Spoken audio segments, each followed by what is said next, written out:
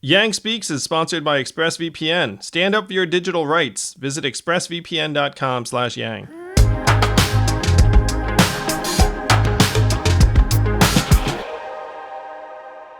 Our safety net, it was constructed to be difficult to use.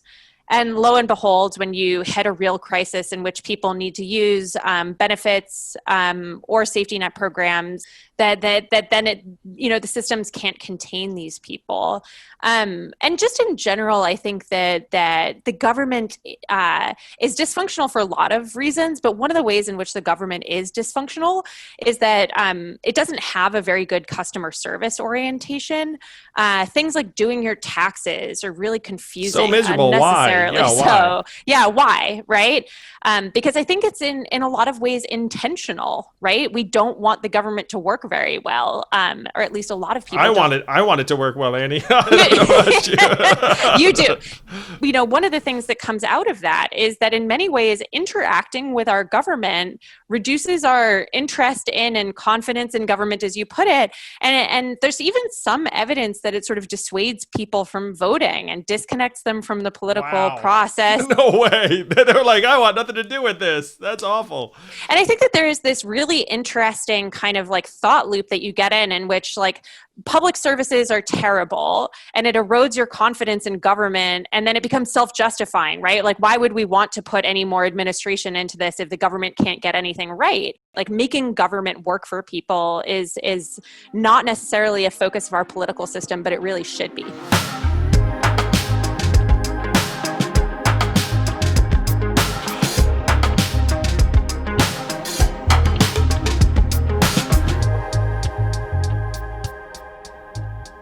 So,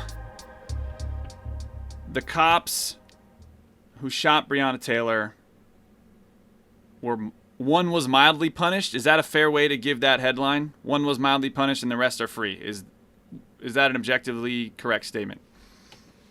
Yes, I believe the charge brought was wanton endangerment, which is a fourth-degree felony. And I saw someone raise other fourth-degree felonies to give you a basis of comparison. And another fourth-degree felony is using someone else's credit card for between $500 and $1,000. The penalty for wanton endangerment is up to 5 years in jail, can be no jail time. So it's a very mild charge. So I want to make sure we level set what happened to Breonna generally, and then what happened in the aftermath. So Breonna was sleeping, and because of a no-knock warrant rule, cops busted in, someone in her house fired, and then she was killed in crossfire. Did I get that right? Yeah, that is right. And one of the key facts that seems to have come up is whether or not the cops announced themselves. And there's some dispute over this. The vast majority seem to agree that they did not. And then there was one neighbor that suggested that they did. But the general facts that everyone agrees on, the fact that Breonna was sleeping in a bed and then was shot in the crossfire between the police and her boyfriend. And the fact that the charges have nothing to do with Breonna Taylor herself is infuriating to many. But the rules, unfortunately, were really not designed to protect people in their homes in this sort of situation because of the no-knock warrant, which in my view is a bad rule. And Louisville changed it. Other jurisdictions should do the same, because you also simultaneously have something called stand your ground laws, which is that if someone barges in unannounced into your home in particular, you can use whatever force is available to you. And so if you have police barging in unannounced and stand your ground laws, you essentially are saying everyone can have at it, and no one is doing anything wrong in a country where firearms are so ubiquitous that does not seem like a sensible approach. And so no-knock warrants, in my mind, are the problem. And no-knock warrants were not the law of the land for a long time. There's And the rationale behind them is that it will keep criminals from being able to destroy evidence and provide police officers like a higher margin of safety if they can barge in unannounced, if they have reason to believe that the person within will respond violently. So a no-knock warrant, just for any listening, because I didn't know what this was, it's a regular search warrant, but you do not need to do it. The cops do not legally need to announce themselves, right? And your that's point right. is that, and then your point is that if a cop just bursts down your door, you as a private citizen are in your own legal right to start shooting them, and then once the cops are shot at, they are in their legal right to shoot you back. So you now have, and your point is that you've essentially just legalized gunfighting, to where at the end of the gunfight, no one's held accountable because everybody's within their rights and within the law. Is that a correct summary? Yeah, that's correct. I think to the objective observer, that's not the situation you want. And so you should, to me, curb no-knock warrants, have police announce themselves, and then if you are in a dwelling, you're going to know it's a police officer, and then you're not going to fire on them unless frankly you have a death wish, because if you fire on them, you're probably going to be killed. So that gets rid of this perverse situation that resulted in part in these charges that we're seeing right now. And it was one officer who apparently fired many extra shots into neighboring apartments that they said, look, this is criminal. We can charge you with it. But the charge in the scheme of things is infuriating to so many because it has nothing to do with Breonna Taylor, who lost her life. So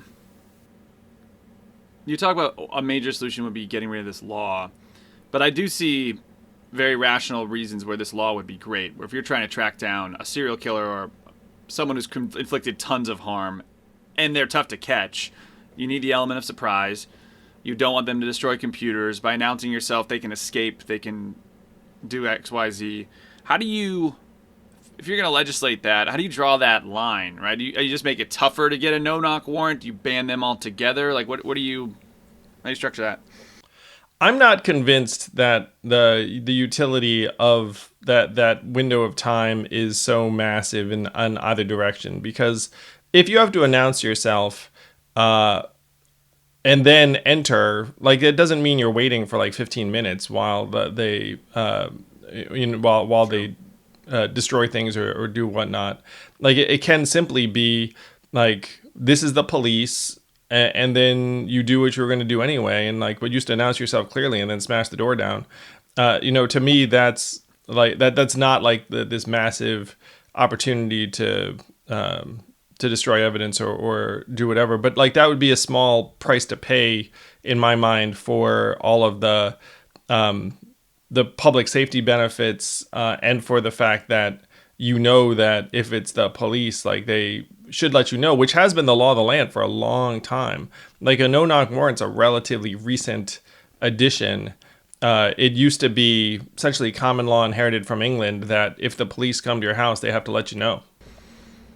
Is the no-knock warrant law, is it state by state or is that federal? State by state. It's state by state, and the stand your ground laws are essentially the norm in the United States. Like something like 35 states out of 50 have it. Essentially, it's just like everyone knows it's like a stand your ground law zone. I think idiots like me are thinking, like, when they picture this in their head, they're thinking like you see in like a cop movie where they're like surrounding like an old barn where like this like hideout where a villain is or like a criminal is, and they've got all this evidence in there. And in that point, in that movie scenario, you want the element of surprise, right? But I think in reality, again, you can surround the heck out of that barn, like movie style. You can do it all. Just someone has to yell police before you smash it down. Right. I mean, it's not. It doesn't prevent you from doing all the things that you'd want to do. The other thing is, like, my gut says if most of this crime and these types of individuals are living in bigger cities, you're talking about apartments. You're talking about nowhere to escape type scenarios where where it is like a simple knock, and then there's no time to do much. It's just So, just someone it yell is- police. There's a police open up, and then Yes. if no response, then you go at it. But at least then there's no ambiguity that the person legitimately just had their door smashed in, and then like what are you gonna do if you're asleep with your girlfriend? It's midnight. Someone smashes the door down, and you have a firearm. I mean, like there know are what it is, many yeah. Americans. Like I saw online a social media post where like it was someone said, "Look, I'm white. I'm a gun owner, and if someone smashed down my door, like I'm gonna fire on them immediately." Like that. That was like the post, which to me reflected the reality of the situation. So what's heartbreaking right now is that there are so many, literally millions of Americans that want justice for her, justice for Brianna, and right now they're not getting it, and it doesn't look like they're going to get it. In this, when we say justice, it means someone needs to go to jail for murdering her, right? Someone needs to pay the price. And the reason I want to understand, it seems like to me the reason there's no justice for her, no one's been arrested for murdering her, is because no one technically broke the law. Is that correct? The rules as written would make it very difficult to prosecute these officers for murdering Breonna Taylor. That's correct.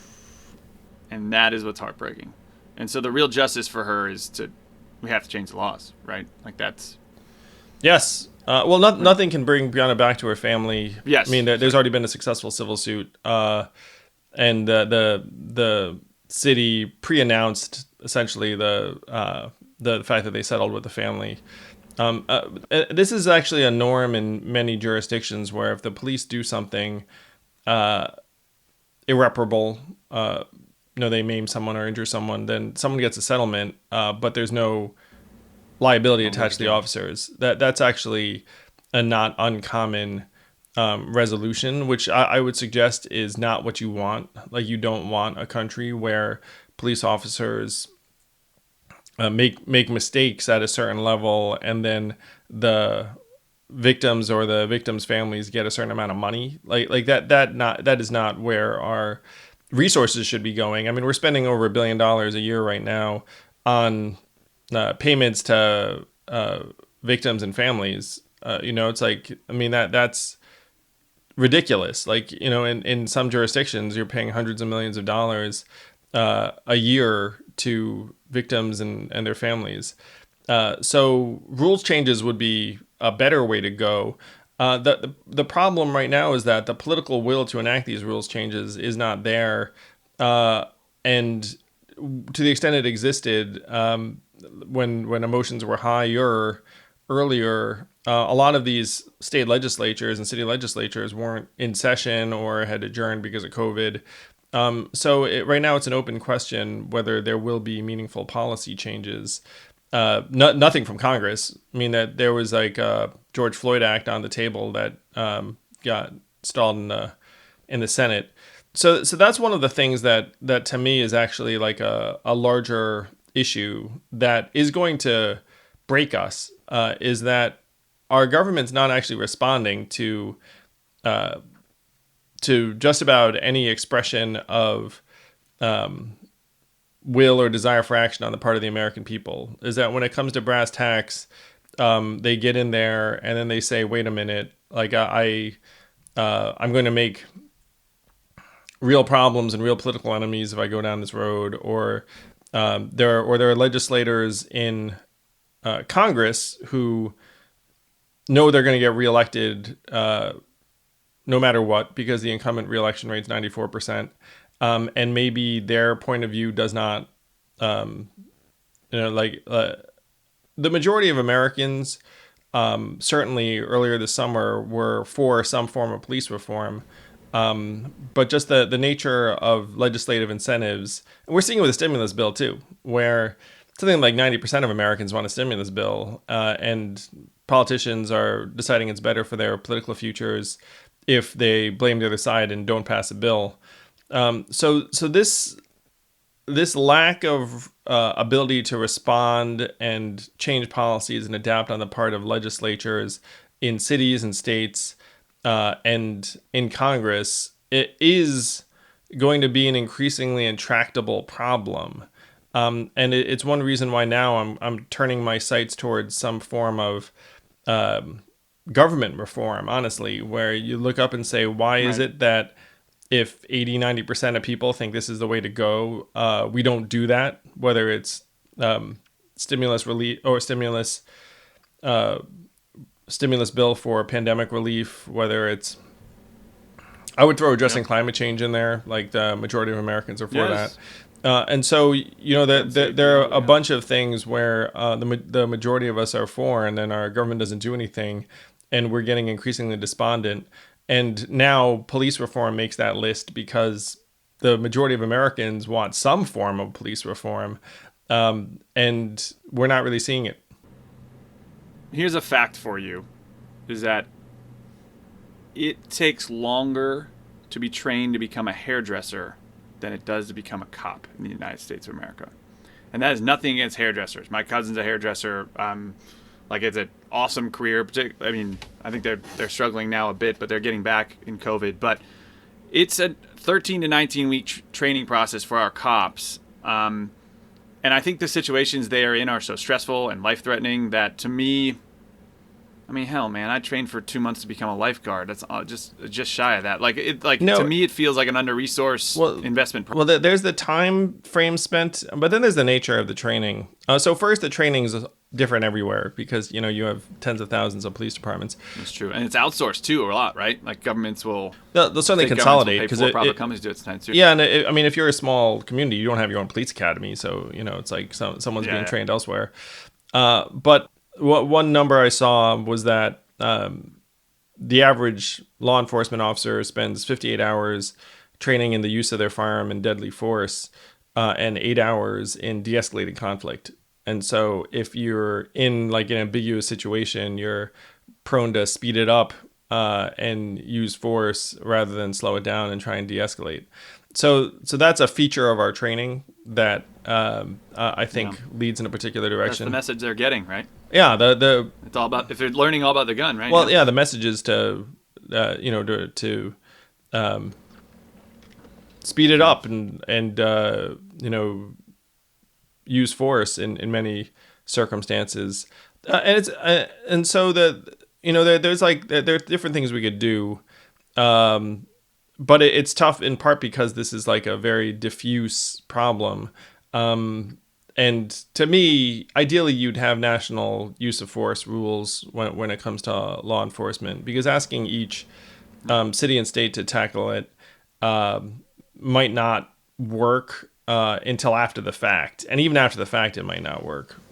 So I think things like banning chokeholds and things that were included in the George Floyd Act, having better data on what the heck is going on.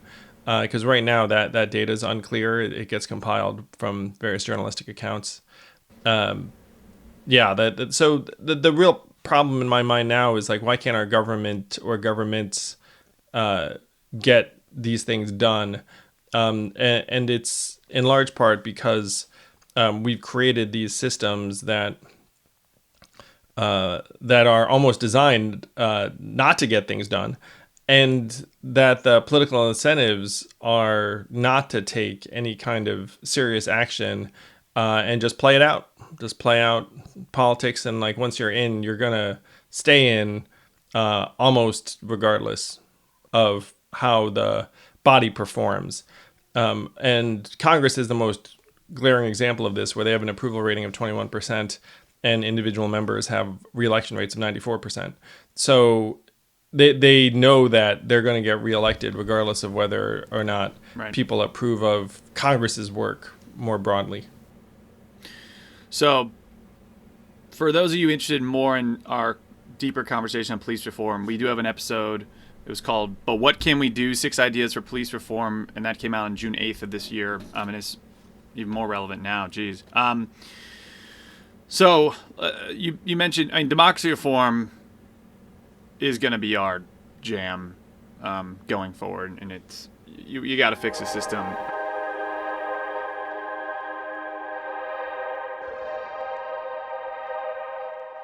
Here on Yang Speaks, we are all about your data rights. Prop 24 is about to pass in California, thanks to you.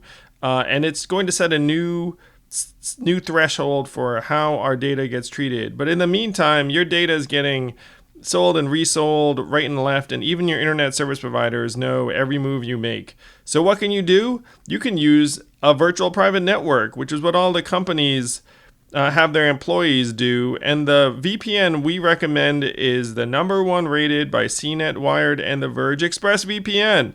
ExpressVPN, it's like you log into a server on another continent and no one knows it's you. No one knows what the heck you did. So if you want your data to remain secure, ExpressVPN is what you've been looking for. Secure your online activity by visiting expressvpn.com/yang today. There's a special deal where you get 3 months for free and a year subscription. That's expressvpn.com/yang.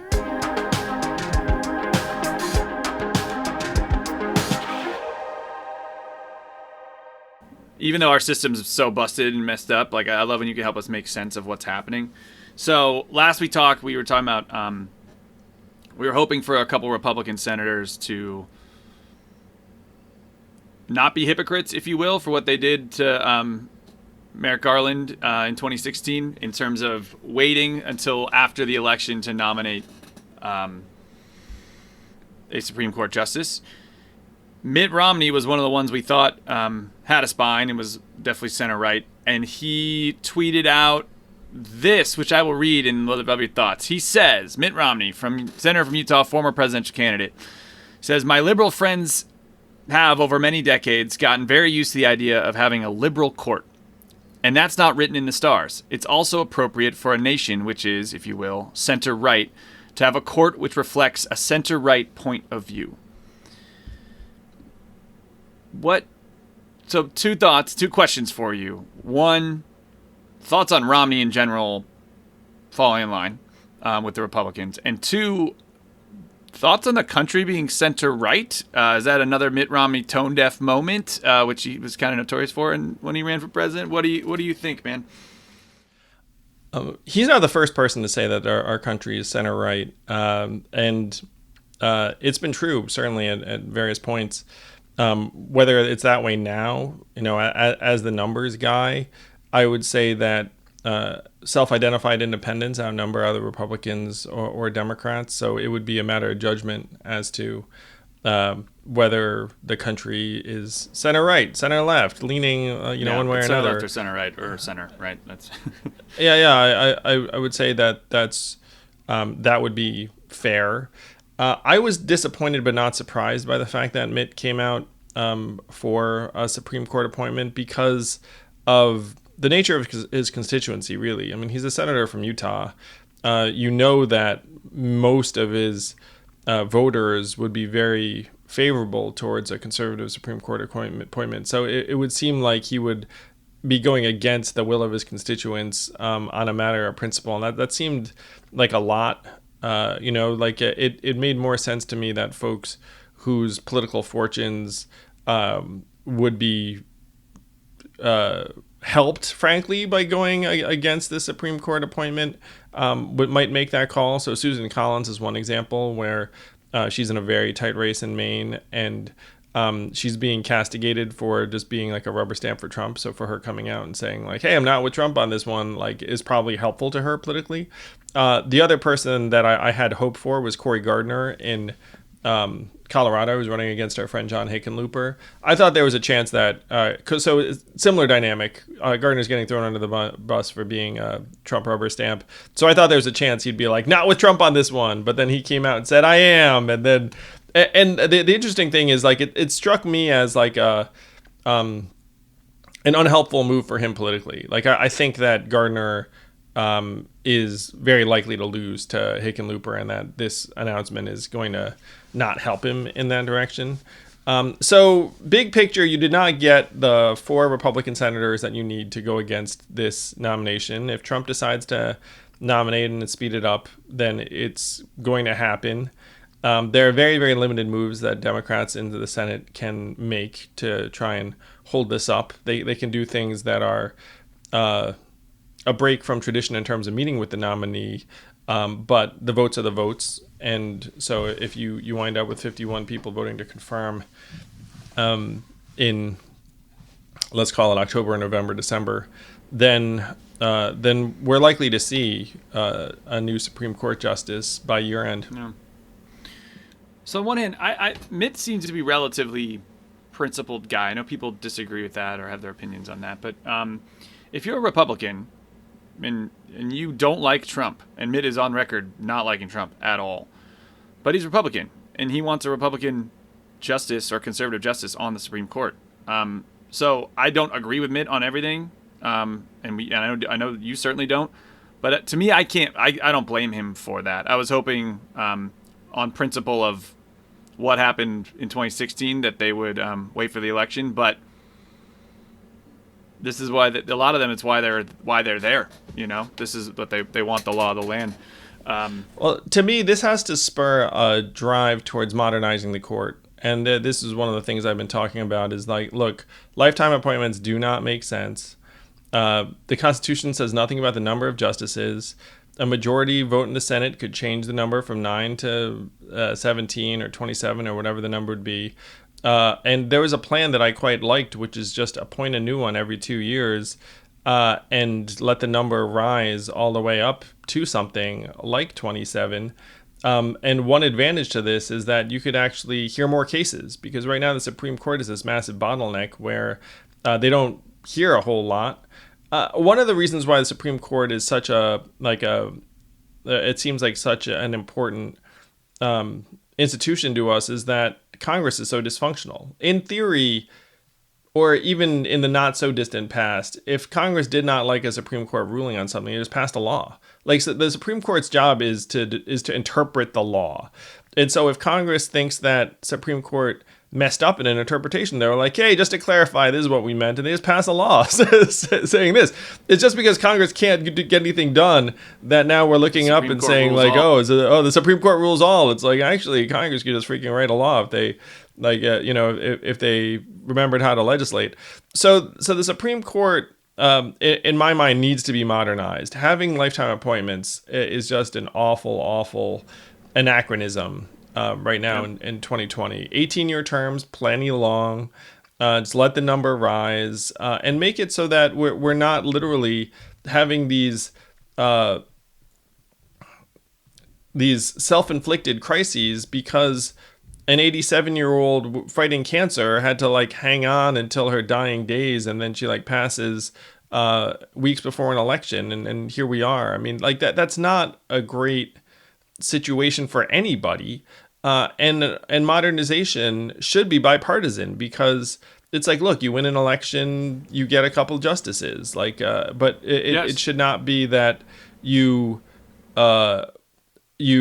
nominate someone and you're like, ooh, I'm going to nominate this young person who's like only 49. They'll be there for 30 years. Like, does that make any sense too? It's like that you're planting a flag and being like, this shall be the law of the land, not to evolve for decades. It's like you're supposed to actually be trying to have some measure of predictability, transparency.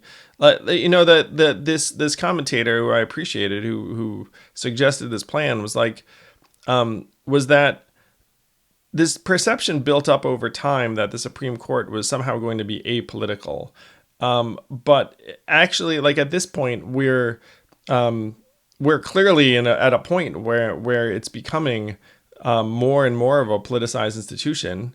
And so let's just like accept the fact that elections have consequences where the Supreme Court's concerned, and that you're not relying upon 9 unelected lawyers to make the country's decisions for us. It's like that. That's it's not the way the framers envisioned it. It's not what the people want. Again, a lot of this would be better if Congress could pass laws, and then you'd have like a responsive body. But I'm all for modernizing the court, which is I'm going to suggest like it should be bipartisan, because no one should be happy. Like right now, conservatives are happy because they're getting these appointments, but like you could have Dems in charge, like in this case, like a matter of weeks, And so for you, having appointments that don't last forever, like, also not a bad thing. To me, a presidential term seems like the most logical and fair and simple way to freaking do it. Because what seems like bullshit to me is that Obama gets 1 or none, or Trump gets 3, or Obama gets 1 over 8 years and Trump gets 2 over 4. Like, that doesn't make sense. Like, if you lose the election, 1 a term. If you stay in for 2 terms, you get 2, and that way we don't have to count on people living and dying. Yes. So I'm going to suggest 2 a term, because then, like, you can have them rotate off. If you only had one every term, then like the rotation. If there's more on there, then yeah, it's less of a. Then that's the other thing. Like, more of them. You talk about this a lot. More of them means that, like, if you don't like Kavanaugh, that's fine, because there's 15 other people or 20 other people, and his vote is smaller. The average American. Well, the average American probably couldn't name, like, but like the average American has no idea who's on, like, the Second Circuit Court of Appeals or whatnot. You know what I mean? Like, and that is not necessarily a bad thing. Like, yeah. I would argue that, like, if you had, like 17, 19, 27 justices, then you wouldn't know who they are, and that would be okay. You know what I mean? Like that's actually probably a better look. Because because then it's less of, like, a frankly, like, this it'd be less of, like, a personality driven institution, which right now, unfortunately, it kind of feels like. You said something really interesting that I think is really hopeful. You said that a Senate majority can increase the number of Supreme Court justices, right? Or it has to be all of Congress, or is it just Senate that can approve it? Do you know? Oh, it's just a law. We can confirm this. Yeah, no, it's just law. So it was, I believe, the nine justices rule was passed, I believe, in something like 1869, and it was just a law. Oh my gosh.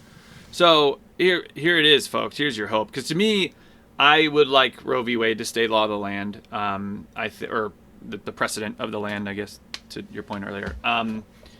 So RBG, and I know I've talked a lot to my female friends who are and mothers, and my mom, who are a little concerned about this.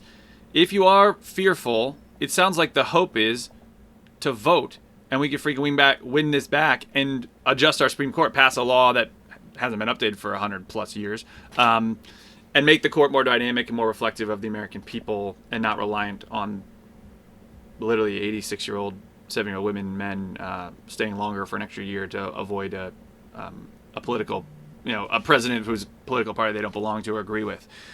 So vote, because if we take this back, we have a shot to fixing it. Is that fair to say, Andrew?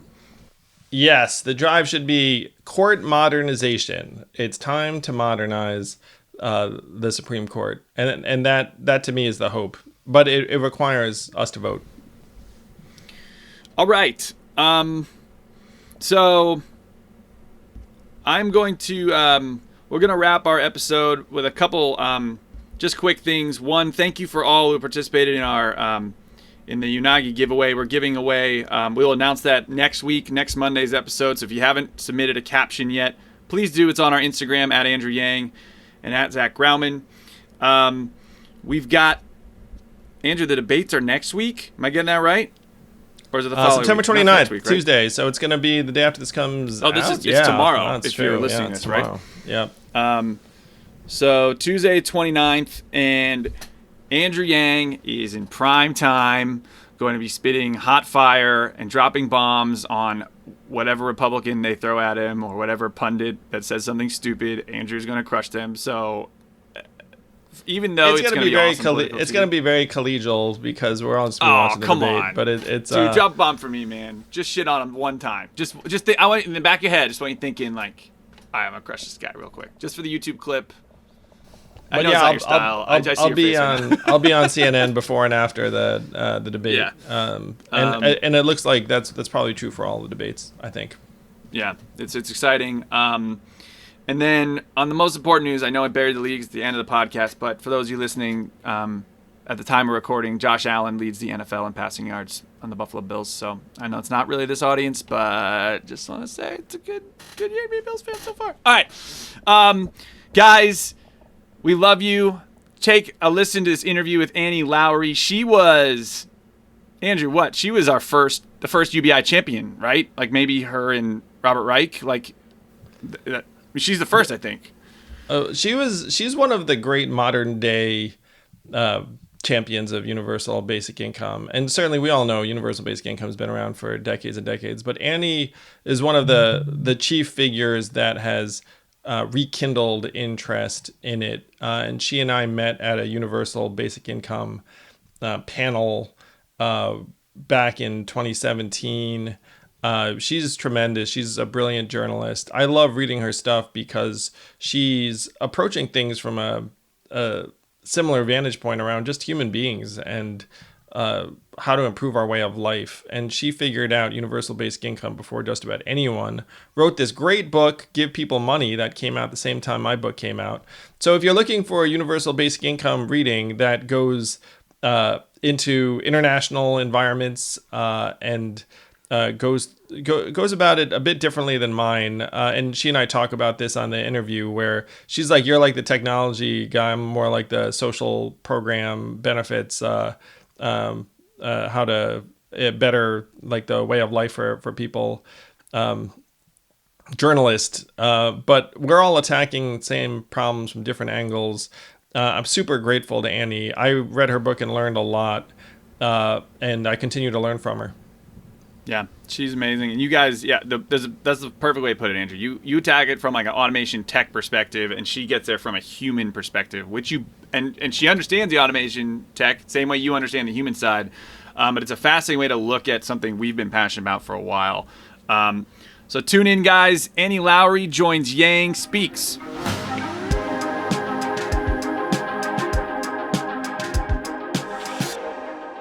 There are a lot of creative people listening to this right now. I know it. I know the Yang Gang is filled with creatives. And one of the things about trying to develop creatively is it really, really helps to have someone who's further ahead than you are on that skills chain, if you know what I mean. You can teach yourself a lot of stuff, but if you want some classes, resources, world-class experts, Skillshare is the place to go. We have so many people who swear by Skillshare. It's an online learning community with classes for creative and curious people.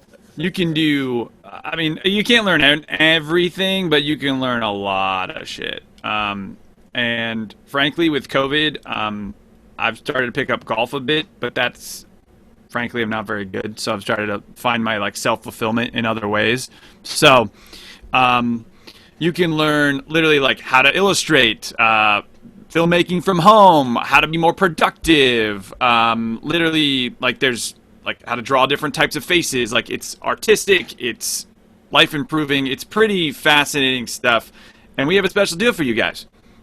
So if you want to explore your creativity, get 2 free months of premium membership at Skillshare.com/Yang. That's 2 whole months of unlimited access to thousands of classes for free. Get started and join today at Skillshare.com/Yang. That's 2 free months of unlimited access to thousands of classes at Skillshare.com/Yang.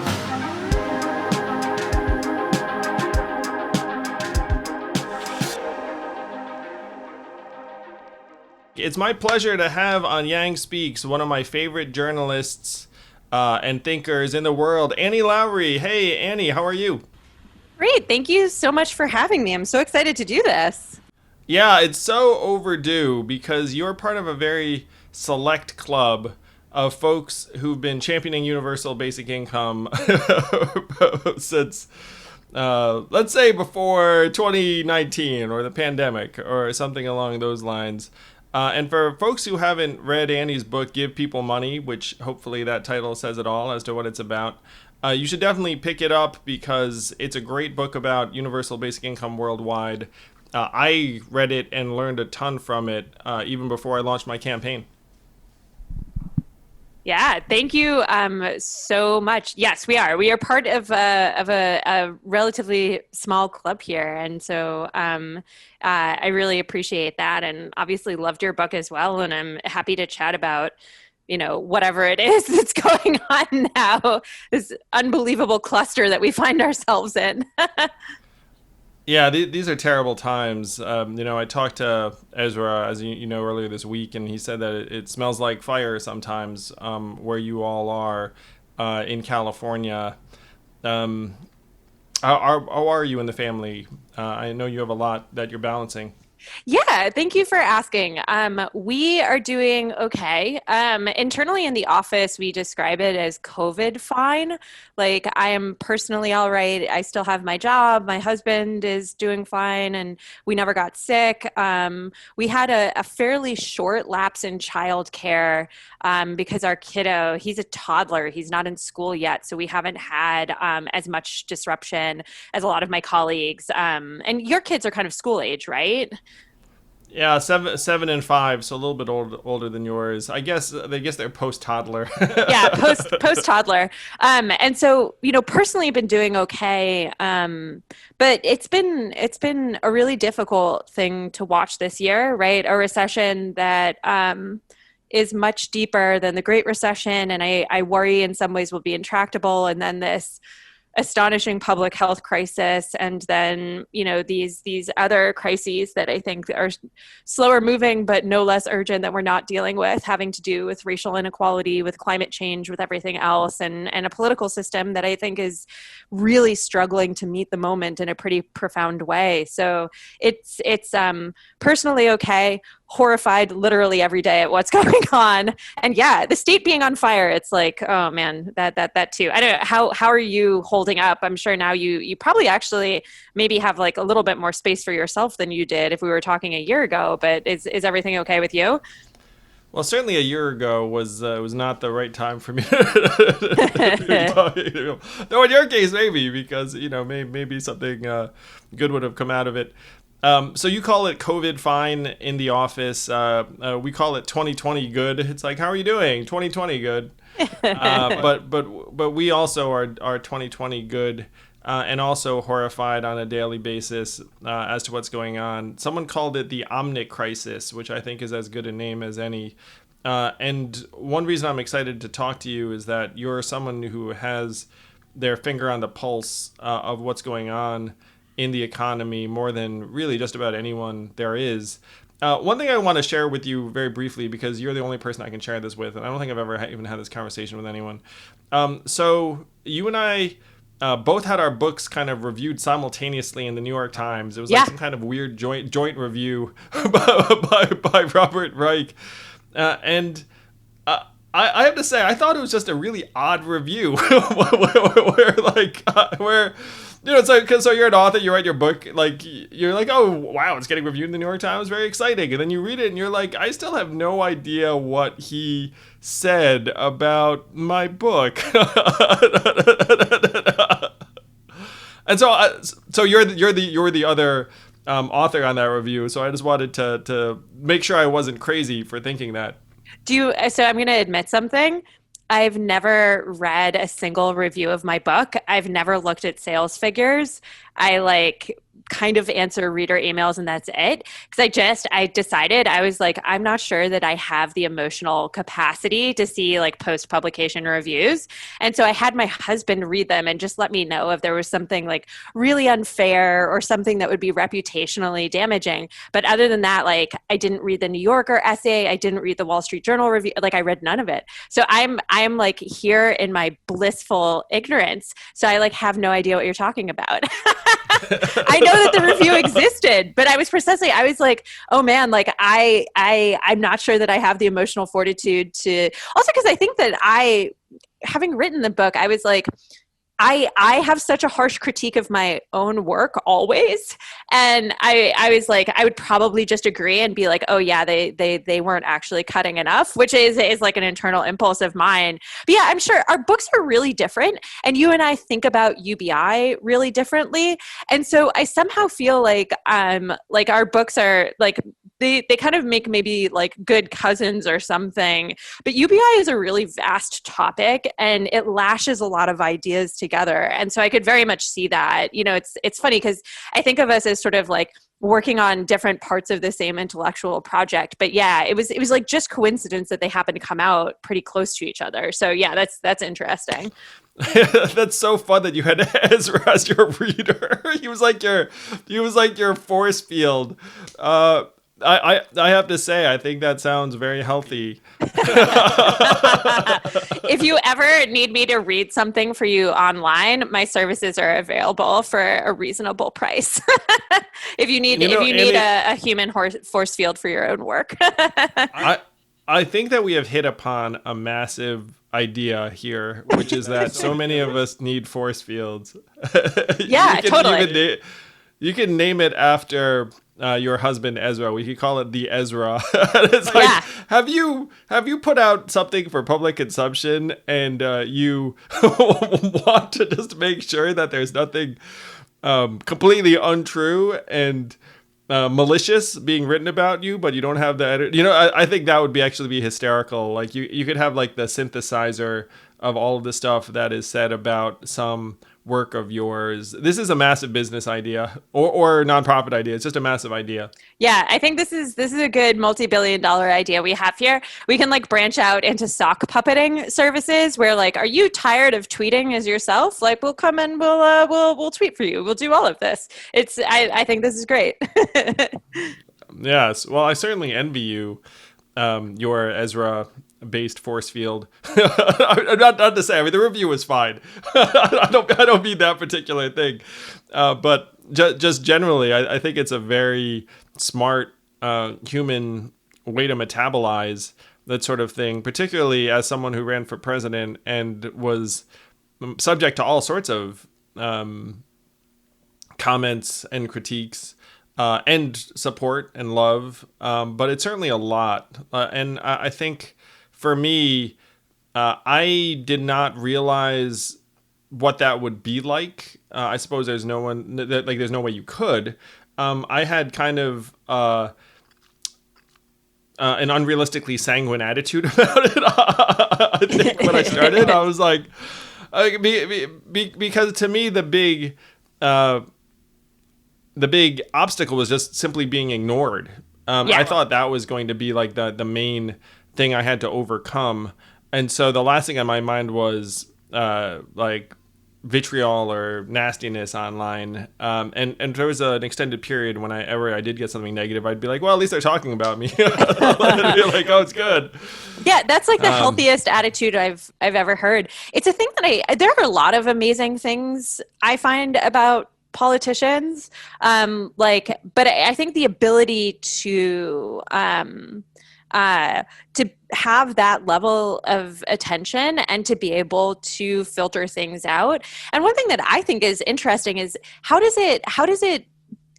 you accept good critiques, like real critiques, and let those in while also filtering all of the nonsense. Like I get probably 1/100th of what you get just from being like a woman on the internet, let alone a person who is like on a debate stage and is running for office. And it's a really really difficult thing. And I've responded by in a lot of ways, especially as I've gotten older and have felt more secure in my career, just shutting things off. Right. So like, I don't have Facebook. I tweet things out, but I can't see anything on Twitter. It's actually, this is now like a one-way street for you. It's totally one way. I just use it as a megaphone. And so the way it's set up is that Ezra has the password and the 2-factor. So he just tweets for me.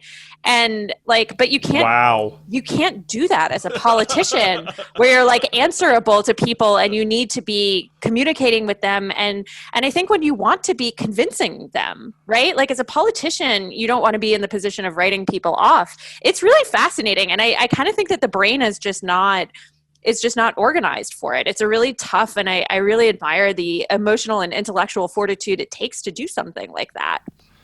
It's true, as a politician, you cannot be inaccessible that way, or at least I couldn't, because of the origin of my campaign. I think if you're at a particular level, then maybe you can get away with it. We're having like a corporate account that your staff maintains, and everyone can tell the difference very, very quickly. Yeah. I certainly couldn't get away with that.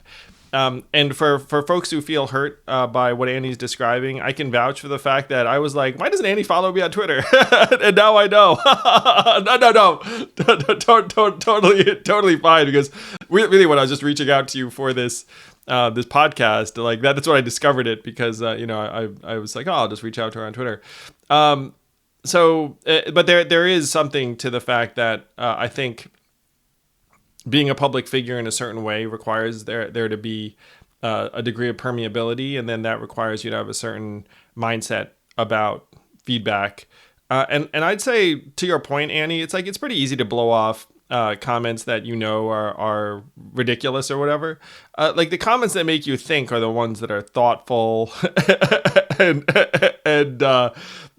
and prefaced by something relatively human or humble, being like, look, like you don't need to listen to me, but I saw your last thing and this is what I thought of it and this is the way, like that kind of thing.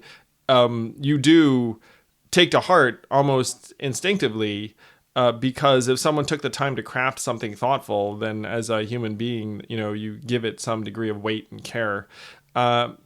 Yeah, so I'm with you on that. And you end up with like a very quick filtration mechanism where if it's thought less, then you just kind of bypass it. So that's at least my reality for what it's worth. Yeah, it's really interesting, and it's good to know.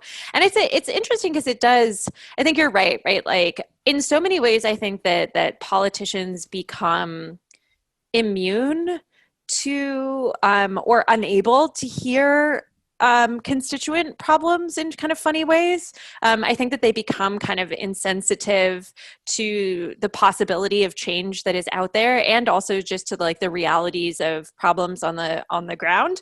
And that's not like it's painting with a very big brush, but I think that like the whole question of how you're filtering information and what you care about. I see this in my own work too, right? Like I do a lot of just like listening to people and discarding story ideas or saving them for later, just like literally trying to figure out like what is happening in people's lives and how can I report on that in a way that's true, and how do we have like both a narrative of like real humans experiencing life and some kind of evidentiary backing, some data to see what's going on out there, which I think is sort of like a different version of that same challenge that policymakers face.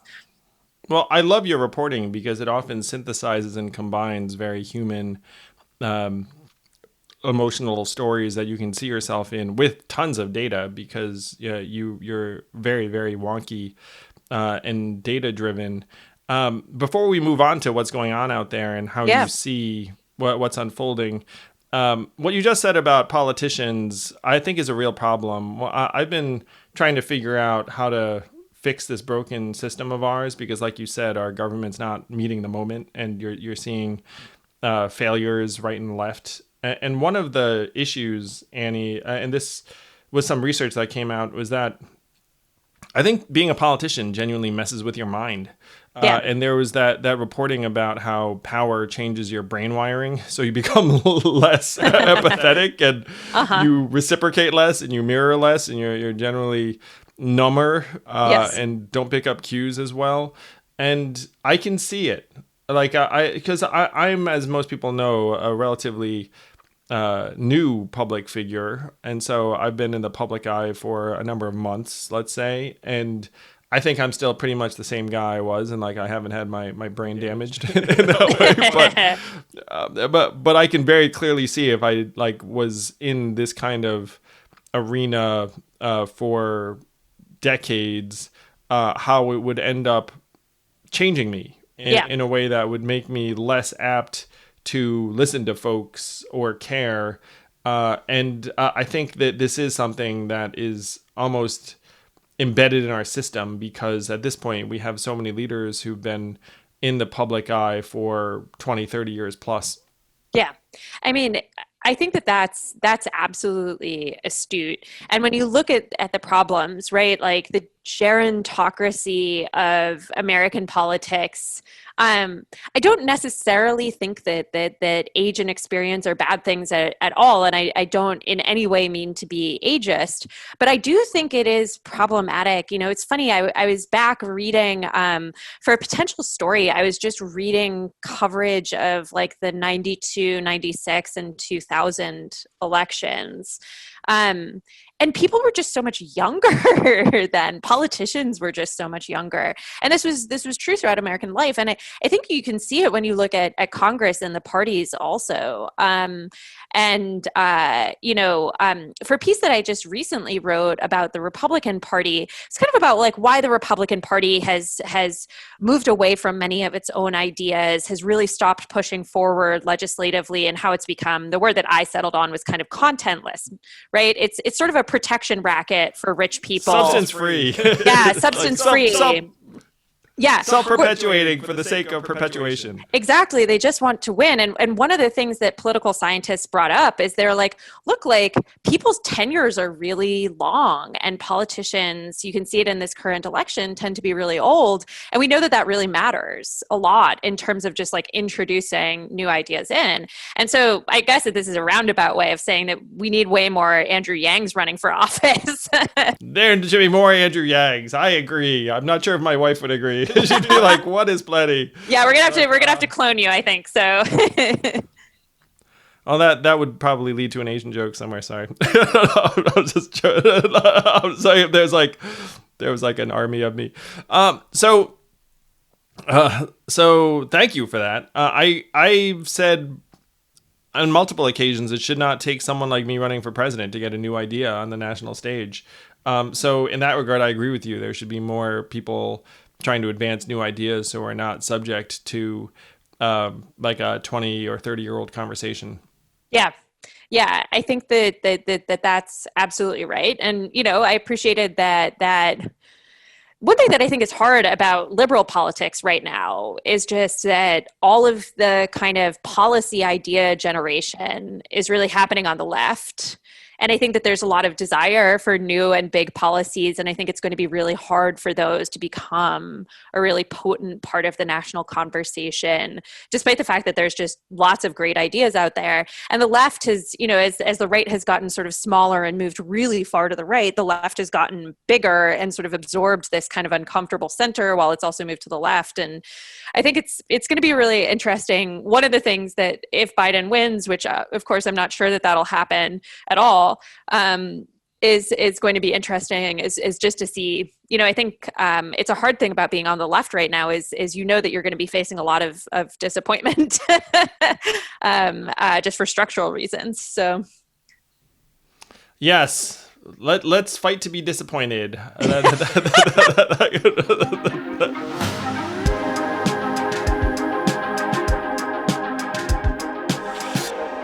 All right, listen up. I am personally not a toilet paper guy. We're going to talk about some weird stuff. I'm not a toilet paper guy. I'm more of a wipes guy. But I've recently become a bidet guy. Now, what the hell is a bidet? I never heard of it. I hadn't heard of it until I went abroad, and they have these in Europe. But it's basically this lovely, warm hose that you use instead of toilet paper to wipe your butt. And they're extremely popular in Europe because they're cleaner. There's not as much waste, there's less clogging, all this good stuff. And there's a company called Tushy that is making this more accessible and easy for America and Americans to use. So Hello Tushy is the modern bidet attachment. It cleans your butt with a precise stream of fresh water for just $79. So it attaches to your existing toilet, no electricity needed, no additional plumbing. It cuts toilet paper use by 80%. So even if you're trying to pinch pennies, this is a save. So the Hello Tushy bidet pays for itself in just a few months. I love this because it's better for the environment. It's modern, it's smarter, it's efficient. It's one of those things where other countries have figured it out and Americans are a little bit behind the curve on this one, but we can speed it up. And that's what we're all about here in Yang Speaks. And this is one great way to do it. Be kind to yourself, be kind to the earth. So the Yang Speaks listeners are going to have the cleanest butts in the country. This is a special offer for our listeners. HelloTushy.com/Yang for 10% off. HelloTushy.com/Yang.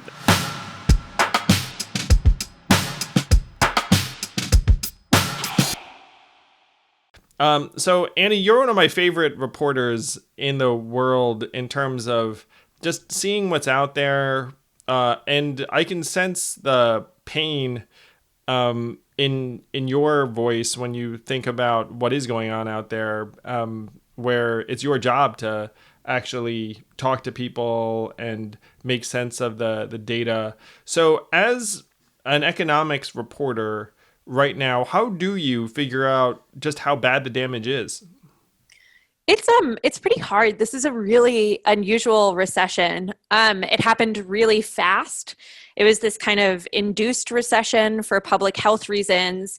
So we had this kind of soft, I don't want to call it a lockdown because we never really locked down, but this sort of withdrawal of business activity that was driven not by the federal government, but by state and local governments, and really largely by people themselves being like, I don't want COVID. I don't want to spread COVID. I'm going to stay home. And you had a pretty impressive, I was pleasantly surprised at the CARES Act, how big it was and how aggressive it was. But we proceeded to do nothing on the public health front at a federal level. And we're nearing 200,000 people dead. And now we've had this really dramatic withdrawal of support. So PPP is over while businesses are still struggling. The $600 boost is gone in UI. So that's taking, I believe it's like $60 billion out of the economy every month. And that's tends to be disproportionately lower income families who are quite likely to spend it. And so I feel like we're a little bit in that circumstance where the coyote runs off of the cliff and just is suspended in air for a minute. That's August. Yeah. That was August. And I feel like gravity is now going to kick in. Yeah. And we still, we have these eviction moratoria. We've not seen a ton of evidence of a sharp decline in consumer spending, but that's certainly coming.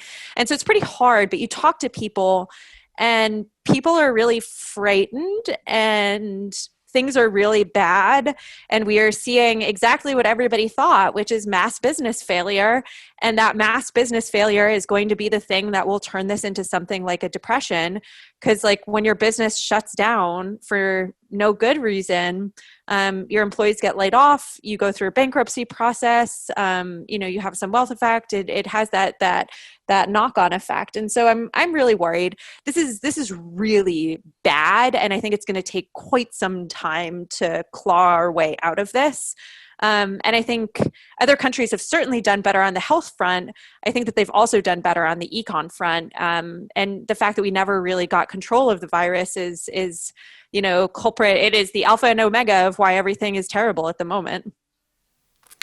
Yeah, you referenced the fact that people are going to make the choices they make. And it's one of the things I find so frustrating about some of the discussions, that if a governor or the feds make a decision about businesses in a locality or travel restrictions or the lack thereof, there are still going to be millions of Americans who just look up and say, you know what? I don't think I am going to take that trip. I don't think I am going to go to that restaurant. I don't think I am necessarily going to hit the bar, the movie theater, or whatnot. And so that set of choices will just have these long-lasting ripple effects for as long as the virus is out of control. And as someone who's run businesses myself, right now your appetite for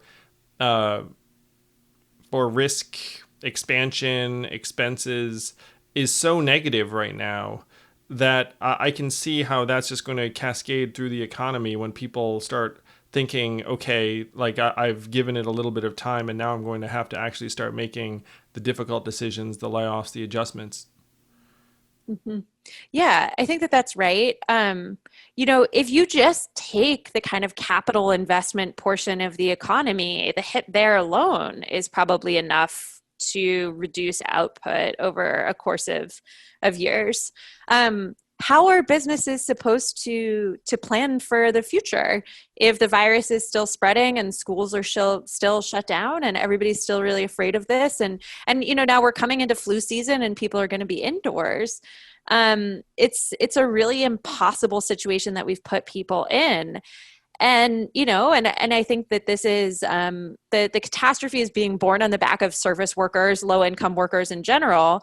And in terms of the really negative stuff on the horizon, we knew that there was going to be huge problems with state and local spending. Lo and behold, like we're starting to see those layoffs and those pay cuts come through. So that's just buying us a longer recession. And it's really frustrating because I think a lot of the issues here are amenable to policy solutions, and we are not. Both Congress and the White House are just electing not to rely on those solutions. And this is so bad. And I felt like we had learned some lessons from the Great Recession in terms of just spending your way out of it and just not stopping until you saw wage growth down in the bottom of the income spectrum and employment growth kind of across educational bands and in different racial groups and all over the country. And it's just we didn't really learn those lessons, and so this is a real mess. And again, I think that the data is not caught up to people's lived experience, just in terms of how bad this is right now. When you talk about the data, what do you look at? I mean, for me, I'll tell you, I look at the weekly unemployment filings. Yep. And try and keep up with what's going on in terms of the labor market damage. One of the stats that I cited in my DNC speech, which I think really is very powerful and telling, is that approximately 42% of the jobs that are being lost right now will not return. Yes. And one reason why I hit that point so hard is that there are a lot of people, I think, that are waiting for things to quote unquote go back to normal. Yeah. And we need to get used to the fact that what we're seeing right now is actually closer to the whatever new normal is going to be than what existed pre-COVID. So what numbers are you looking at, and what are they telling you about what's going on? Yeah. So one of the numbers that I think has been unusually important during this recession and this crisis has been looking at spending on debit cards that are linked to the UI system, right? So spending is a little bit sticky. It takes a while for people to kind of change their spending habits in relation to a shock. And so one thing that has been interesting is that it looks like sort of overall credit card spending and consumer spending held up for a little while after the withdrawal of those $600 additional weekly benefits on UI, which have now expired, and states are sort of scrambling to set up the additional funds that the Trump administration pushed out through FEMA. But if you look at the actual spending that is on debit cards that people receive UI payments on, it just fell off a cliff. Of course it did, right? Like the money went away and people stopped spending it. And so one thing that's been interesting during this crisis has been that I feel like it's been more important to look at some of these private sources of high frequency data to see how things are changing in real time. And the hard thing about that is that, it's not adjusted and it can be a little bit murky. It's not as solid as those government numbers, but things have been changing so fast in just the past 6 months that it's been, I feel like, necessary to take a look at these somewhat quirkier high frequency sources of data to get a sense of what's happening. Because, I know at this point it might not feel this way, sort of 6 months or 7 months into the pandemic, but everything is going really quickly for a recession, right? Like it's all happening really fast and much more violently than it did before. There was like this really big stimulus, but then it ended too quickly. And, so it's been hard to kind of like wait for a lot of the really big government numbers come out quarterly, right? And they get readjusted. Oh, no. And so, yeah. Yeah, you can't have that. It's all really backward facing. So when you talk about this high frequency private data, I'm pulling something up on my phone. I have a friend who runs a clearinghouse for gig workers, over 2 million gig workers, and he's plugged into their bank accounts essentially, so he can see what's going on. on a weekly basis. Is this the kind of thing you're talking about? Yeah, exactly. So everything that is giving us that kind of like look at what households sort of broken down are spending. So debit card data, credit card data, sites that do sort of job postings have been really important. So yeah, all of that has been quite useful. Yeah, job postings make sense. So this person's clearinghouse showed that in August there was a 17% drop in total income across all members, and that was likely because these benefits evaporated. He also said that the number of gigs that you could sign up for has gone down by about 60% relative to the pre-pandemic number of opportunities. So those are pretty terrible numbers. Certainly the 60% fewer opportunities is awful. And the 17% drop in total income is pretty disastrous too, given that really just got started in August when the benefits elapsed. Yeah, so that's really, really terrible. Happening here is that we're starting to see layoffs that are to any kind of like, initial shutdown, right? The layoffs that are happening now feel like they're more permanent. And there's still a ton of them, right? Like the weekly layoff numbers, the new unemployment claims number has remained really, really high for months and months and months now. And I think that we're starting to see layoffs become more permanent, which was something that we had expected to happen for quite some time. So when you're looking at I'm terrified by these numbers too, Annie. I feel like you and I have a lot of similar perspectives and sense of things. And it's horrifying what's going on in the labor market. It's horrifying what's going on in these households. You can sense this desperation and suffering that's just going to increase, really with no end in sight until we get another stimulus package. And I was talking to Ro Khanna, the member of Congress from California, about why the heck we can't see a stimulus bill. And he was talking about the dynamics of Congress, really, that, you need, in this case, the House passed their HEROES Act. I believe the top line for that was $3 trillion or so. And then they were just unable to hammer out a deal with Mitch McConnell, and then they all came home in August. And I sent something out saying, look, every day we don't get a deal is disastrous. Yes. And it sounds like you have a similar perspective. Yeah, absolutely. So, I feel like one thing that is happening is that the kind of critical number for Congress, for the federal government, is not that sort of top line, how much money are you spending, right? It's this gap. It's the gap between what the economy could be doing, absent the pandemic and the shutdowns, and what it is doing. And you need the federal government to fill that hole, however big the hole is, right? Like this is the whole notion of Keynesian stimulus. And so, So how big is the hole, Annie? Like how big? How much do you think they should be filling? Yeah, I don't think that $3 trillion, which is the number that they settled on in the HEROES Act, is that far off. Even though they've already spent the $2.2 trillion in the CARES Act, it doesn't matter. They need to spend whatever it is. Will bring that overall number up. And they can do it in the most effective way possible. So we have really good measurements of this thing called the fiscal multiplier, which is for every dollar of deficit spending, how much more does that dollar get spent in the economy, or how big is the impact of it? And I love it. You do something like tax cuts, it's a pretty small impact. You do something like sending people with no cash, and it's a really big impact. So unemployment insurance is one of the most effective ways to do this. Just sending people cash is a great way to do it. Things like payroll tax holidays are a really bad and inefficient way to do it. So you need the number to be really big, and you want it to be weighted to things that are heavily effective at fighting a recession. And instead, Congress is just like sitting on their hands and not doing doing anything. And we are going to see evictions. We are going to see job losses. We are going to see business closures. We are already seeing them. This is happening, and we know why it's happening, and we are seeing it happen in real time.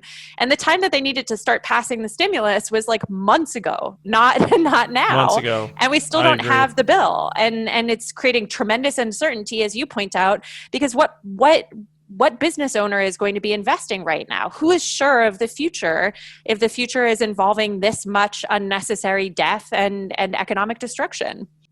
Yeah, and who's hiring in this environment too? To your earlier point, another thing that has really good bang for the buck is aid to states and cities. Is that right? Absolutely. Yeah. So they take that money and they use it to like pay elementary school teachers and for public health. And yes, it's really, really important. And so the issue here is that states and cities generally need to keep their budgets balanced, and they have usually quite small sort of rainy day funds. And so once you see property taxes and real estate, and sales taxes, once that revenue is declining as it is right now, states and cities are put in the position of having to lay people off. And so laying off firefighters, laying off teachers, laying off sanitation workers, laying off public health workers. You don't want them to do that during a recession. And we have no automatic way for the federal government, which is the one that can deficit spend as much as it wants, to fill the gap. This was something that people talked a lot about after the Great Recession. And so instead, we're in this horrible place of requiring congressional action to fix a problem that everybody has known about for however long. Yeah, I can sense your frustration. I'm frustrated. So many people listening to this too have become just fed up with our leaders' inability to act and do the basics. And there's a pandemic, which we are handling terribly. I think that's pretty clear to most everyone. And then there's the compounded economic damage, which we are also handling terribly. And like these two things together, they make people so distraught. I mean, I'm distraught and angry over this state of affairs. I feel like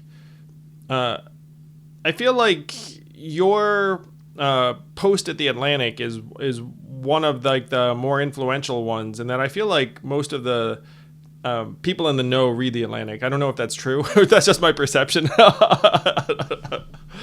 And your side too. I mean, I read your work, and I can feel like there is this beating heart of an agenda behind the urgency you're trying to heighten over the level of economic distress. Yeah, absolutely. This is a crisis, and I don't know why the sense that it is a crisis and we should be acting with absolute urgency is not necessarily something that all people in the political system share. I certainly think that many do and are screaming their heads off and banging their heads against the wall to try to get things done. But I do think that it's an argument for having more automatic stabilizers and taking responsibility out of the hands of Congress, which is a very, very broken institution. I have a theory that it's just a theory, and I have no evidence for this, but this recession, the pain of this recession has been so concentrated among lower income workers who tend to be more disenfranchised in our political process. We've already seen wealth recover to roughly where it was before the recession and the pandemic. And just a lot of the economic pain hasn't been focused up at the top. And I do worry that that's maybe part of what's going on here is, the unemployment rate for people who were making a lot of money before, highly educated, is actually not that high. It's gone up, but it's been much, much, much, much higher for kind of service workers, workers who might happen to have less education, or who might have been sort of marginalized in the economy for a bunch of other reasons to begin with. And I feel like, for high income folks, this has now become about the issue of what do you do with your kids, which is a really, really stressful and important issue. But the disproportionate burden of the health crisis and the economic crisis is really being borne by the people with the least capacity to manage it. And so I don't know, I get the feeling that might be part of sort of the perceptual shift here. But again, I don't necessarily know that. Oh, I'm sure you're right, Annie, because if you look at, and I'm very self-conscious about this, so during this pandemic, I've been doing as much work as I can do to try and help. We've distributed $8 million to folks in increments of between $250 and $3,000. I've been campaigning for various candidates, but I'm very self-conscious of the fact that I'm on Zoom a lot, and I interact with other people who are on Zoom. And all of the airline attendants and bartenders and security guards and personal trainers and hairstylists and folks that relied upon their physical proximity to do their job and have a job, most of them are suffering in some way right now. And I'm unlikely to see them on Zoom, or I'm unlikely to see them, on my my events or whatnot. And I'm very, very conscious of that. And unfortunately, I think that's informing our politics. I think it's informing in part the journalistic coverage as well, because if you're a journalist, there are limitations as to how you can identify and speak to various people and actually lay out the data in a way that's intelligible to readers or viewers. Yeah, I think that's right. And I think, the child care and educational crisis, the fact that we have failed so many people and we've handicapped our economy in such a profound way. And it's, it feels like a moral failing too. It's one of the things that makes me, I feel like this entire podcast is like things that make Annie angry. But that's one of them too. It's really hard to talk to folks in other countries where the schools are open and life has really returned to normal. Whereas here, people are still really struggling and not going out and wearing masks, and it's still really frightening. And that part of it, it's not to diminish any of it, but yeah, it's a different set of issues. And I guess one of the frustrating things is how many families are facing both, right? Both a job loss and the loss of childcare, or you have to leave your kids at home because you have to go to your work that you don't want to, but because it's unsafe, but like you have no choice. And so it's the impacts have been felt very differentially.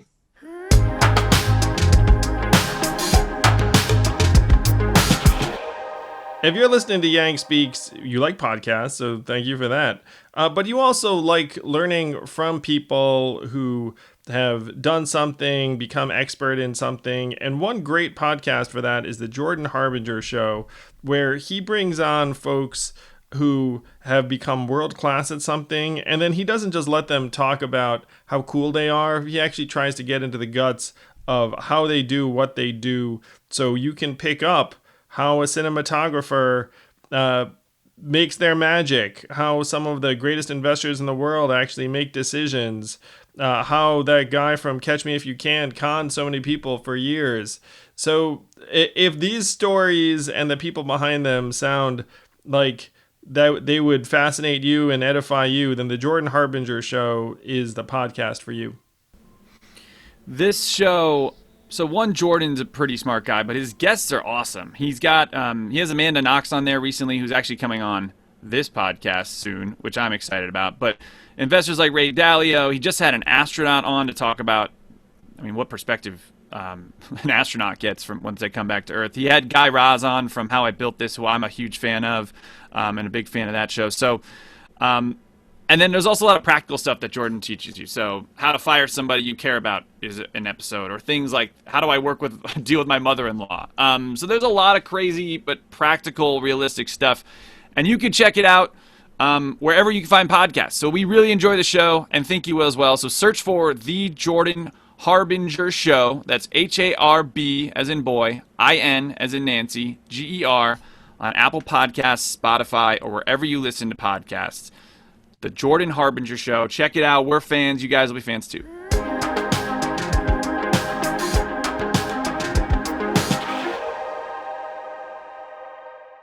So Ezra had me intrigued when he said that you may be working on something or working on something big, and so he nudged me to ask you. So I'm now going to ask you: Are you? So the thing that came to mind for me is a new book, but it sounded like it might be something else.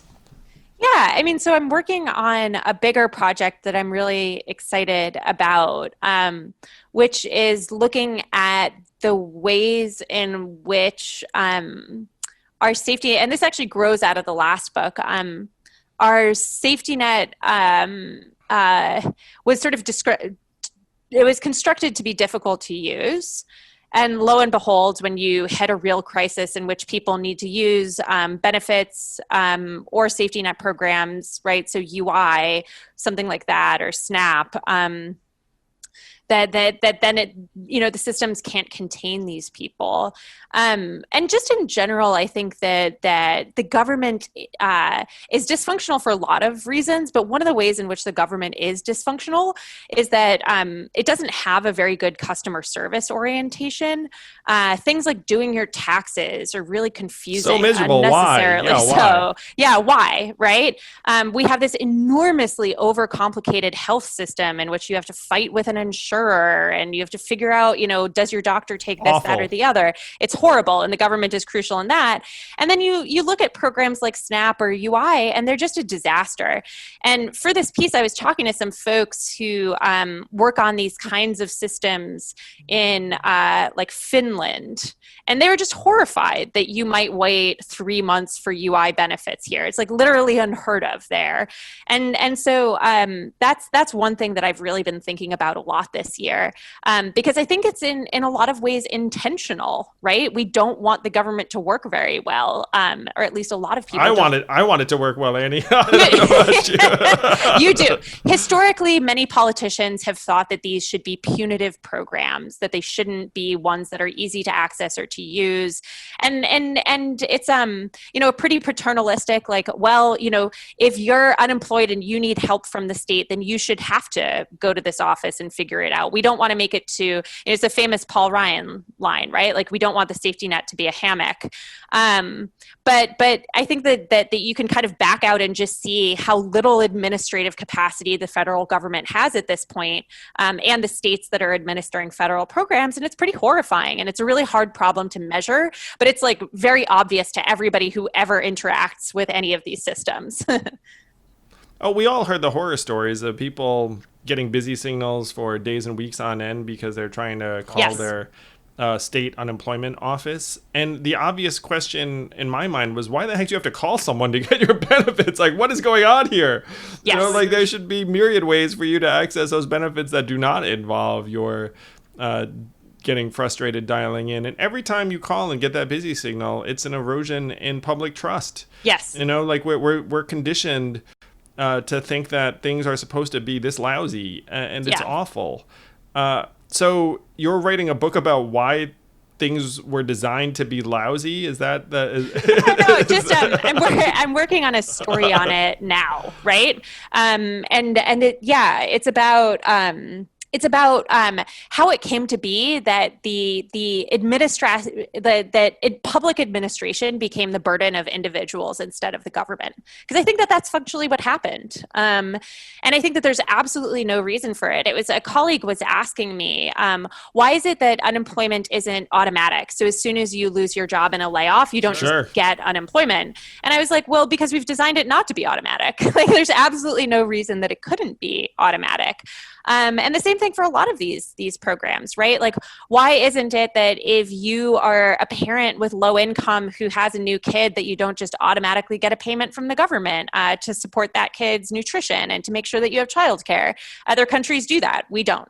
And so I think that this really grew out of my thinking about this really grew out of the last book where one of the cool things about UBI is it just vaults over a lot of these problems. But absent UBI, there are a lot of fixes that other governments have taken, lots of updates that other governments have made.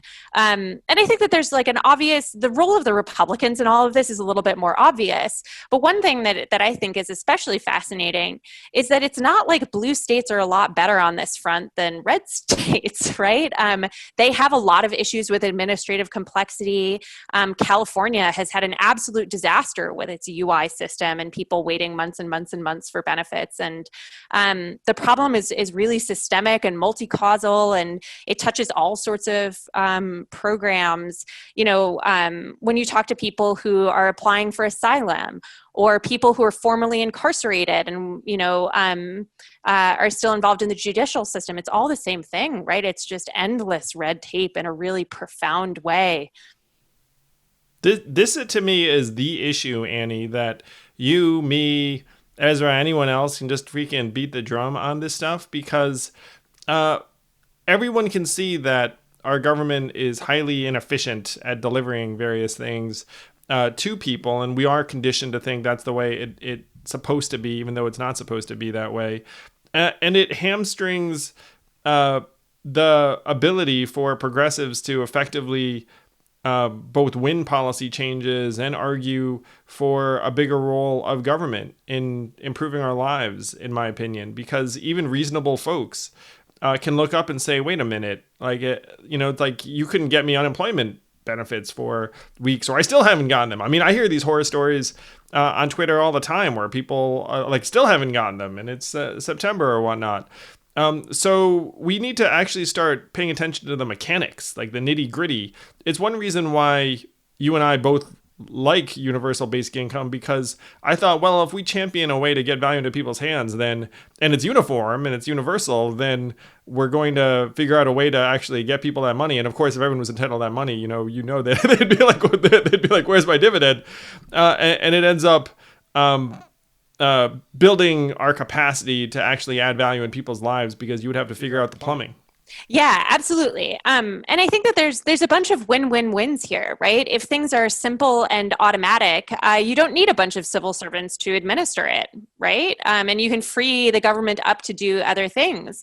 And there's a ton of political science research. There's a really great scholar at Cornell named Jamila Missioner, and a lot of her work is focusing on Medicaid and people's interaction with the political system after receiving Medicaid or working with the health system in general.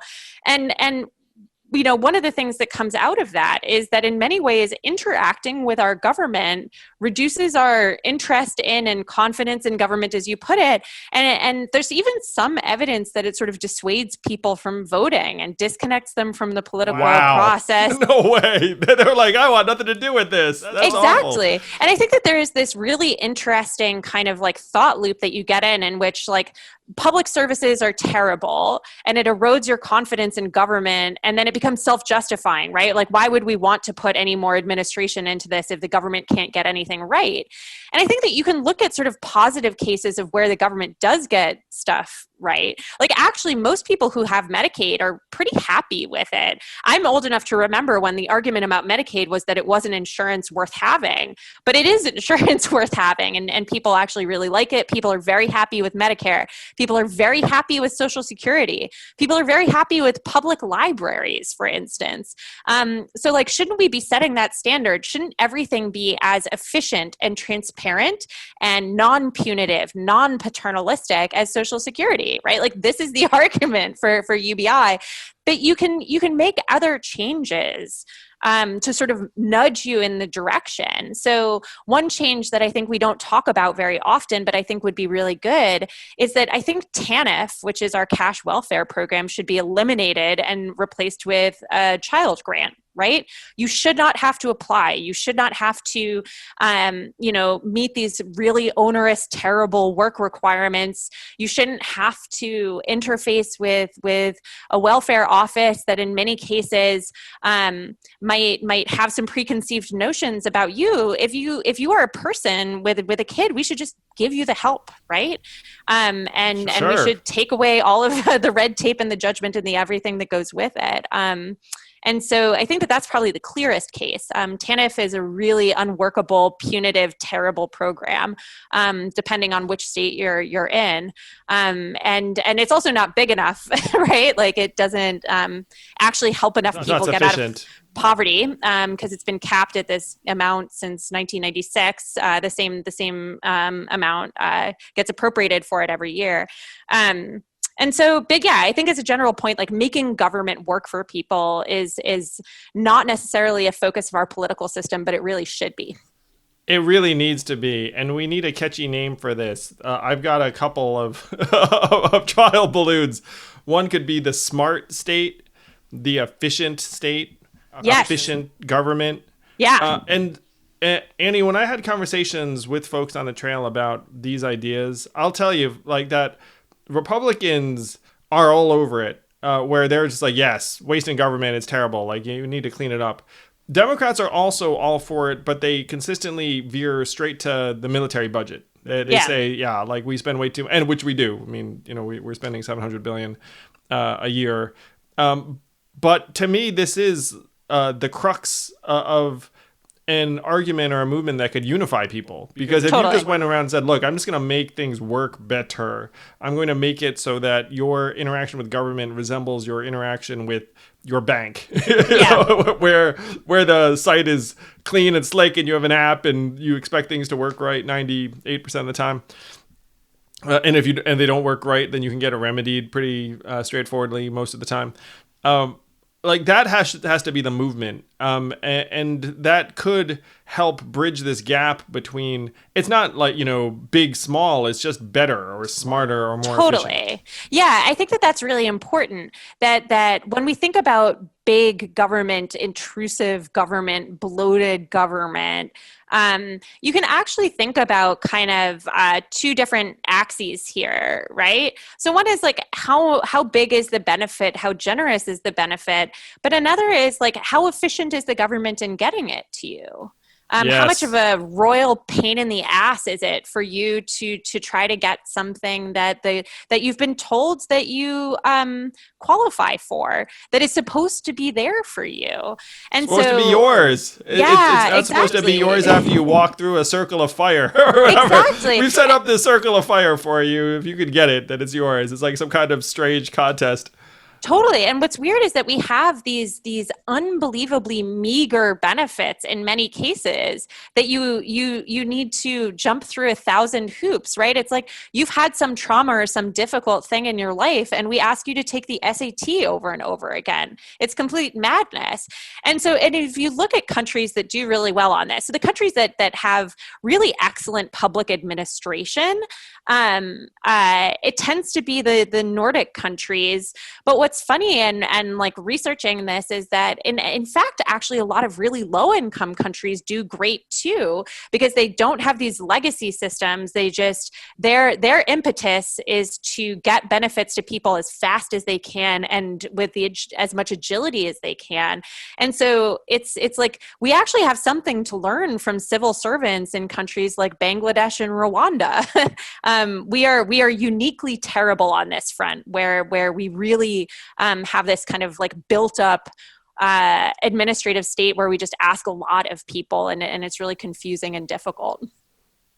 I love it, Annie. I can't wait to see this piece. And unfortunately, if you tell Americans that we could learn something from Bangladesh, they just nod and say, yeah, probably.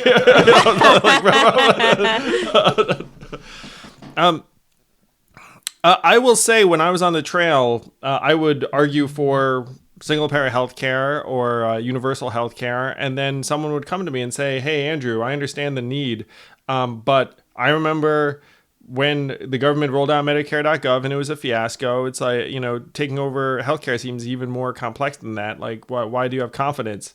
And, that's frankly like a reasonable question to pose if you get it from someone. And I still, believe that we need to make big moves in the healthcare provision, but skepticism is warranted. If you're a reasonable observer and citizen who interacts with the government, when people just seem to be arguing for more, without actually the discipline or sense of reality to try and address the plumbing, like it just makes it less credible. Yeah, I think that's right. And I think it actually goes to something that we were kind of saying before. The thing about a single payer system is that you are eliminating an entire layer of middlemen. Yeah, hundreds of thousands of insurance workers right now that are trying to sort through various claims and treatments. Exactly. And so it does increase complexity in some ways, but if the government is taking on that complexity and you're taking complexity away from consumers, I think that could be a good thing. There's the endless question of kind of how you get there, but there are other high income countries that have transitioned to more rational systems of care in the last 20 or 30 years. So I don't think that the fact that you're going to have a lot of kludge and a lot of pain doesn't give you a reason not to do it. And it does feel like if you have the North Star of kind of universal coverage, but you just want to rationalize the system, there are just a lot of ways to do that. And I think that the conversation has become really advanced. But it's one of the constant complaints that I hear about the ACA, and I know that it's something that people have said is, like a lot of compromises were made in order to get that bill passed, is that it's just a really kludgy, awkward way of doing things, right? Like we expanded Medicaid, but obviously many states continue to opt out of the Medicaid expansion. We have this sort of like extremely complicated system of exchanges. It's very unclear what you get. And then we have this employer-based system, which is, remains the primary system of insurance for prime age adults and for many children. And it is just hugely, hugely complicated and irrational. And it's an absolute beast. It's really hard. And I do, the thing about single payer systems is that they have an elegance to them, right? It's just the NHS is pretty straightforward compared to what we have, which you look at the org chart and it's just massive, right? Massive, complicated system with many bureaucratic layers. Yeah, this is maybe the beginning of a movement, Annie, around smart and efficient government. And like that, this to me has to be the challenge, because we're all seeing our government fail us in various ways.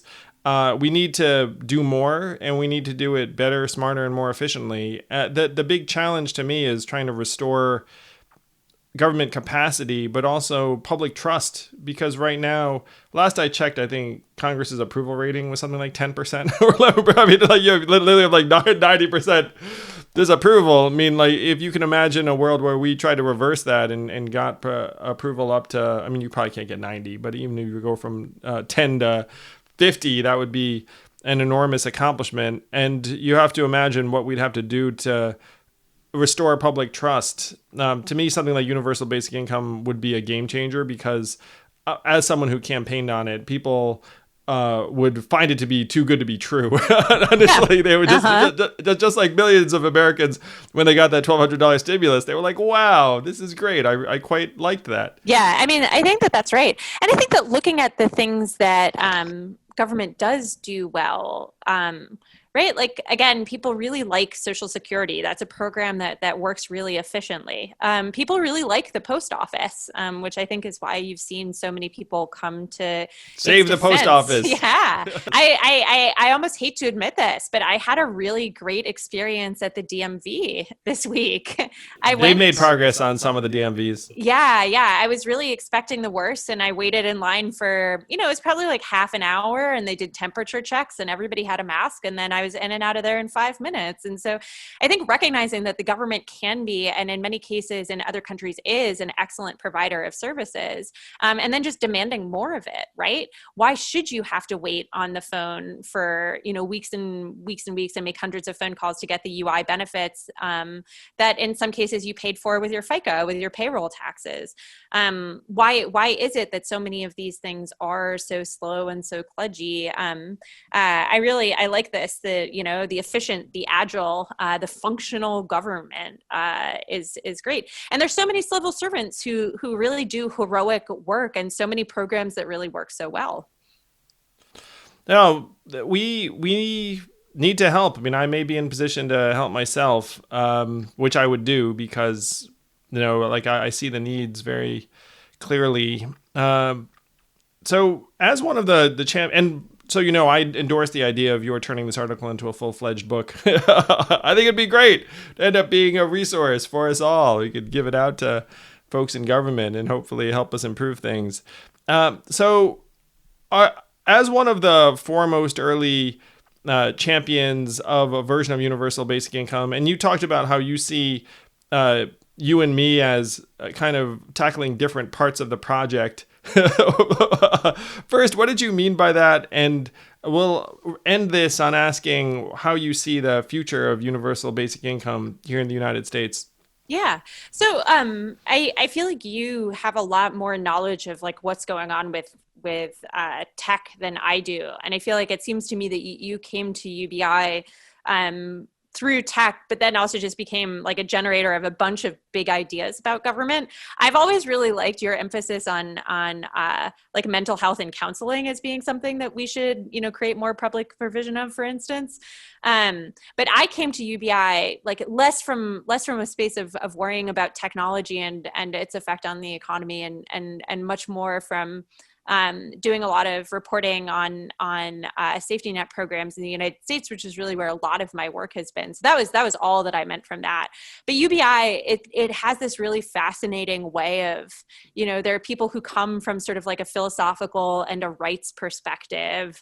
There are people who come from an anti-inherited wealth perspective, which I've always found fascinating, right? Like, shouldn't every child start off life with sort of like the same benefits? And I think there's a lot of people who come from sort of like a green perspective. There's really interesting thoughts about UBI and racial justice. And it's one of the things that I think is kind of coolest about UBI is that it just has a lot of really interesting economic and philosophical strands. And so in terms of thinking about UBI going forward, we had this really amazing thing happen in the spring where one of the main pillars of recessionary response that we had from the government was cash.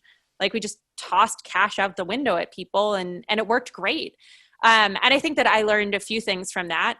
So the first is that it would be really good if the government set up a system to deposit money into bank accounts or debit cards for people. Get a pipe into my bank account. Exactly. Do it. And I know that, I'm sure that you know this, it was like 10 or 12 years ago that Britain decided to do this. Other countries have like figured out a way to be like, okay, if we just want to get cash out to everybody and we want it to happen fast, how does that happen? There's a million ways of doing it. People talk about Fed accounts or postal banking, or, just creating that relationship somehow. But it would be really great if we could do that. So that's one takeaway, and it should be quick, right? Yes. We're going to Venmo, we're going to Cash App you the money. That's what I'm talking about. Yeah, seriously. Cash App for all. Cash App for everybody. We are there, and the system should be really, really fast and really agile, and we should be able to do it. And the second is that if giving people cash to get them out of a moment of crisis and to help heal the economy during a moment of crisis makes sense for a recession, doesn't it make sense for other forms of crises? Child poverty is a crisis. Like, can we not see that as a crisis and use cash to get our way out of it? Because there are a lot of problems that cash does not fix, but like people having too little money is not one of them. Yes. Poverty is the absence of cash. Yes. Yeah, exactly. And so that's what I took away from that. And I do think that going forward, simple cash, right? Cash App for everybody should be a main pillar of recessionary response, and it should hopefully be automatic so that it's not Congress that has to approve it every single time. I love it. The stabilizer. If the economy teeters, then we all get ourselves a recharge in the Cash App that's connected to our bank account. I love it. Annie, it's a beautiful vision. Let's make that happen. We're going to make it happen. I really hope so. I think we need it.